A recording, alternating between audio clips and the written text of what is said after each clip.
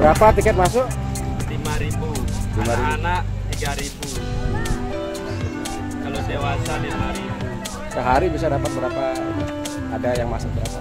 Tergantung. Kalau rame. Kalau hari biasa berapa? Hari Minggu mungkin bisa dapat 2-3. 2-3 maksudnya? 2 juta kalau di loket pendapatan. Kalau hari Minggu. Kalau hari biasa cuma dapat 100. Ini tidak perlu dipromosikan ya? Orang datang sendiri? Ya.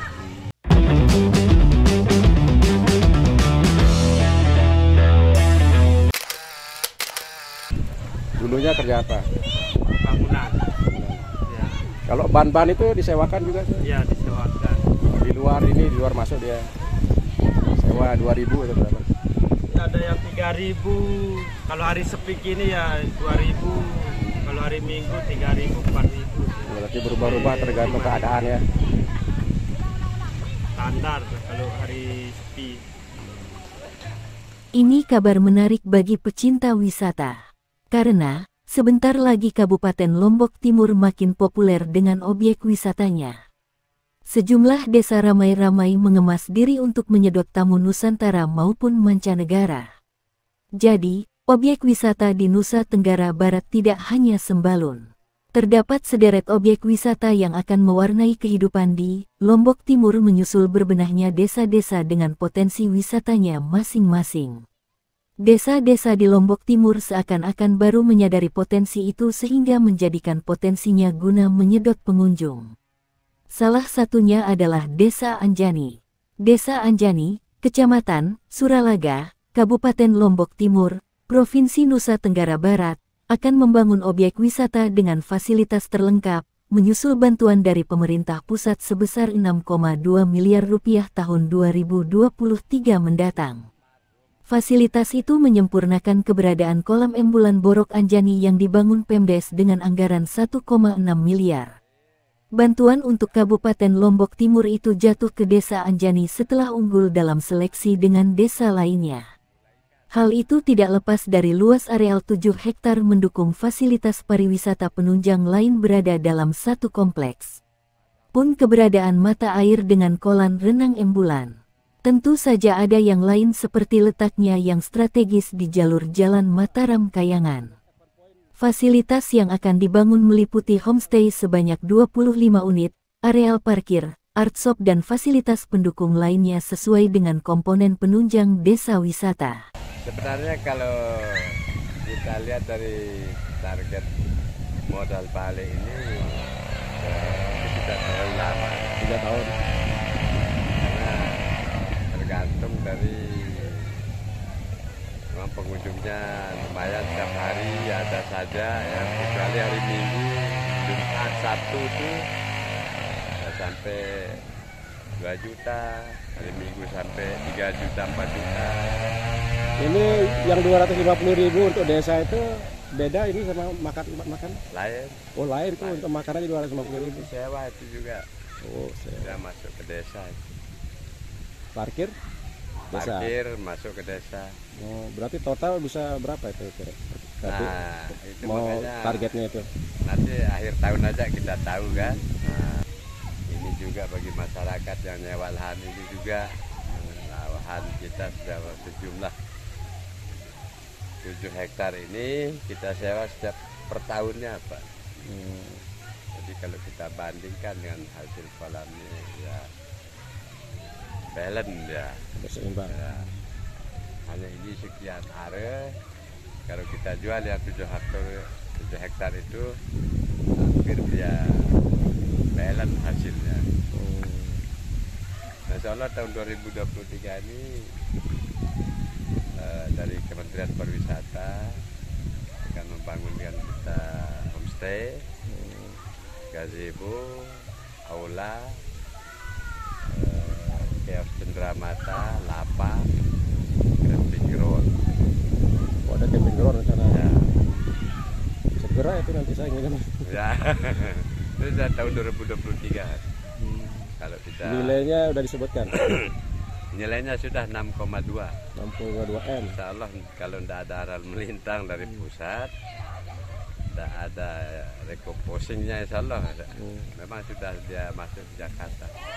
Itu ada komitmen pemerintah pusat membantu itu berkat apa? Ada proposalnya atau apa? Proposal. Karena Proposal. dia sudah ditunjuk kemarin dari pusat, karena melihat lahan kita cukup luas, dia tertarik. Makanya dari anggaran untuk Lombok Timur yang sejumlah 6,2 itu akan dipusatkan di Anjar. Dan memang itu yang perlu diisi kan. Nah, Yang menentukan dia apakah homestay atau apa dari pusat sendiri. ya, karena itu sudah ada master plan-nya. Dia yang menentukan dari pusat. Bangun ini untuk musola, selengkapnya lagi. Sementara yang memang mau unggulan di sini apa? Yang mana nih? Yang masih kolam renangnya ini atau apa? Nah, kalau unggulannya masih kolam renang ini ya, unggulannya. Kolam renang ini karena ini kita pakai standar nasional lah, bisa untuk lomba renang, pertandingan anak-anak SD, SMP, SMA, dewasa. Karena kalau ada hari-hari besar 17, yang ber-17 sering dipakai sama-sama anak. Berarti 17 kemarin tuh dia sudah kesini ya, anak-anak itu ya? Padahal belum resmi baru. Ya, belum. Bayangkan, sekarang saja sudah ada 4 kolam renang di atas lahan 70 ar yang mempekerjakan sebanyak 30 hingga 50 orang. Jika rencana objek wisata itu terrealisasi, ratusan bahkan ribuan orang bisa bekerja di sektor-sektor yang juga akan ikut terdampak. Desa Anjani memiliki mata air yang tidak pernah kering. Keberadaan kolam renang Embulan Borok Anjani ditunjang mata air itu. Khusus 4 unit kolam renang yang dihiasi sejumlah berugak, sempat mengejutkan tamu dari kementerian karena hanya menghabiskan anggaran yang kecil. Sedangkan para tamu menduga biayanya hingga 5 miliar rupiah. Ternyata, pihak Pemdes mengerahkan masyarakat bergotong royong mengerjakannya pagi, siang dan malam sehingga biaya bisa ditekan sangat minim. Terkait master plan objek wisata itu, ternyata sudah dibuat sedemikian rupa dalam penempatan fasilitas-fasilitas penunjang yang vital di beberapa lokasi. Pihak Pemdes pun akan melengkapi dengan kawasan agrowisata dengan berbagai tanaman unggulan seperti melon, jeruk, dan lain-lain. Sedangkan kerajinan tangan sebagai souvenir berupa dompet dan tas dibuat dengan bahan baku lokal.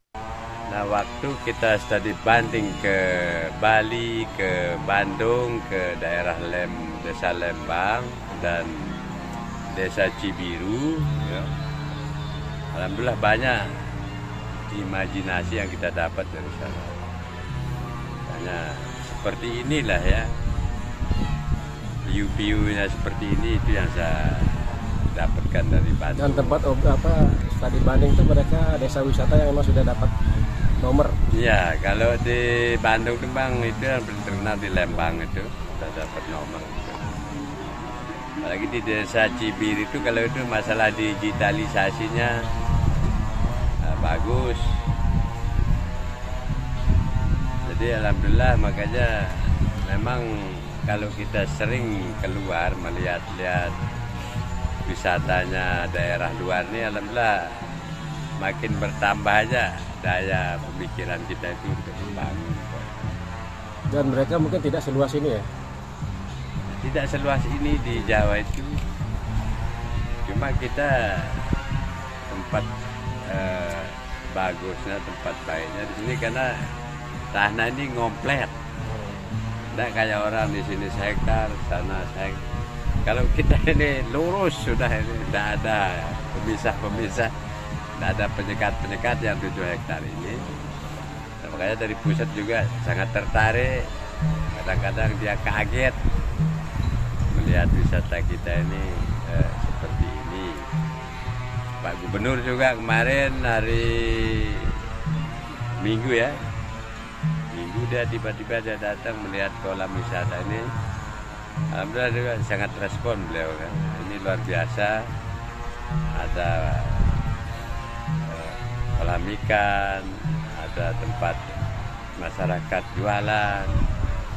Oh ini Pak, saya tidak pungut biaya, saya bilang. Hanya biaya kebersihan aja. Sementara Kadang- pengunjungnya masih terbatas orang Anjani aja atau ada Sudah se-NTB sudah. Kalau sekitar Pulau Lombok ini dari selatan sampai ujung timur sudah sampai. Sekarang Somalia juga udah datang. Ya. Somalia, ya untuk wawancara. Nah, Orang dari Somalia Slovenia. itu- Oh, Slovenia. Slovenia. Nah itu kemarin dari ada BMI juga pusat sudah bekerja sama dengan IOM yang bergerak di bidang PMI, kerja migran Indonesia. Itu kita dikasih pengelolaan Golden Melon. Nah Golden Melon ini kalau dia berhasil, kita akan didatangkan investor dari Korea Selatan. itu di atas berapa lahan untuk khusus Golden Melon? Makanya saya bilang, kan ini percobaannya baru 10 hari pembibitannya saja. Nah nanti dilihat bagaimana hasilnya yang 10 hari ini. Saya siapkan lahan berapa hektar maunya. Saya sudah tertarik dari IOM pusat 2 hari di sini sama DBMI. Jadi hal-hal seperti ini yang menarik, wisata lokal. Kadang-kadang dari Slovenia juga kemarin datang ya. Banyak yang datang dari Jogja juga ke sini. Dari, Studi banding apa sih namanya? istilahnya studi banding karena dia sudah bekerja di proyeknya di KLU kadang-kadang. Dia sini studi banding. Jadi caranya kita membangun ini bagaimana? Kok bisa seperti ini? Kalau saya sebutkan 1 miliar sekian, ya terheran-heran. Tak kirain habis 5M katanya kan.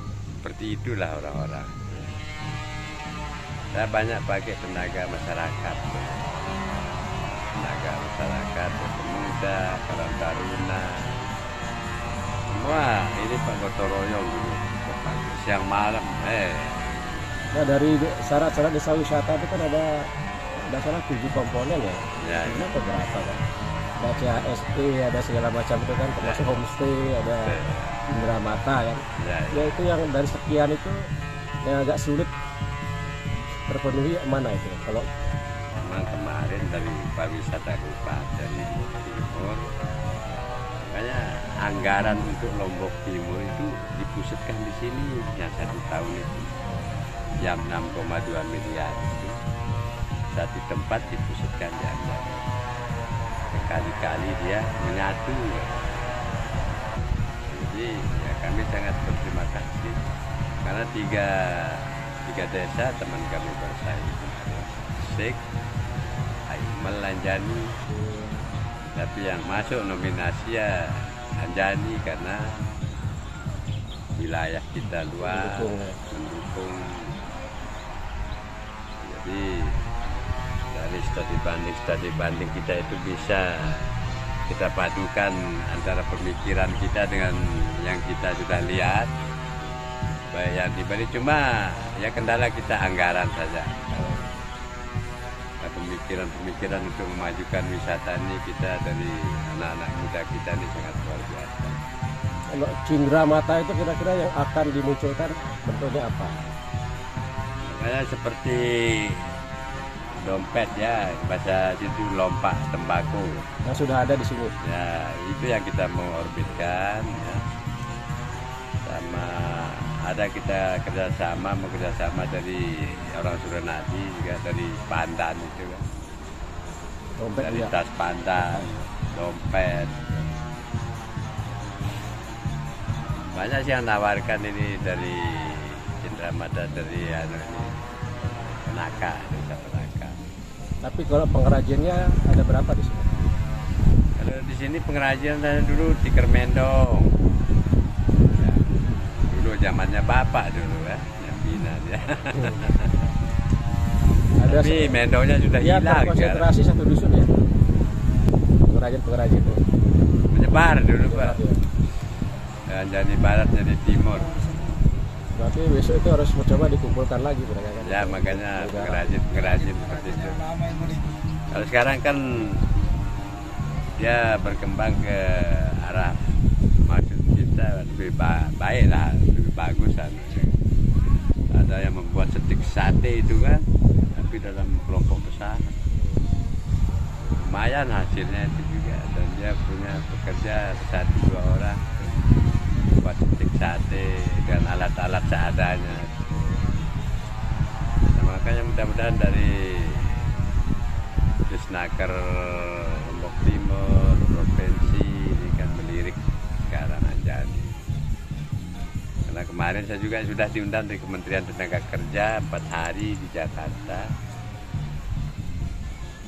Sekalipun dia mengurus tenaga kerja, bisa nyambung ke wisata ini juga dengan agrowisatanya dia bantu. Proyeksi ke depan itu dengan adanya objek wisata ini, berapa warga yang akan terakomodir bisa bekerja di sini kan? Kalau tidak ada kendala biasa 2023 Ada homestay, ini ada homestay, ada aula, ada camping groundnya, mungkin 50-an orang bisa kita kerjakan.